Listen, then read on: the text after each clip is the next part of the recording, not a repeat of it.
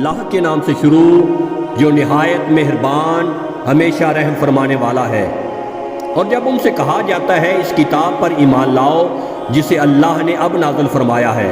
تو کہتے ہیں ہم صرف اس کتاب پر ایمان رکھتے ہیں جو ہم پر نازل کی گئی، اور وہ اس کے علاوہ کا انکار کرتے ہیں، حالانکہ وہ قرآن بھی حق ہے اور اس کتاب کی بھی تصدیق کرتا ہے جو ان کے پاس ہے۔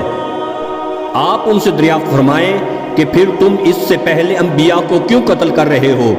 اگر تم واقعہ ہی اپنی کتاب پر ایمان رکھتے تھے؟ اور صورتحال یہ ہے کہ تمہارے پاس خود موسیٰ علیہ السلام کھلی نشانیاں لائے، پھر تم نے ان کے پیچھے بچھڑے کو معبود بنا لیا اور تم حقیقت میں ہو ہی جفاکار۔ اور جب ہم نے تم سے پختہ عہد لیا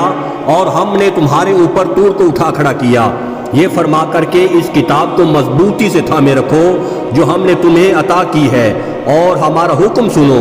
تو تمہارے بڑوں نے کہا ہم نے سن لیا مگر مانا نہیں،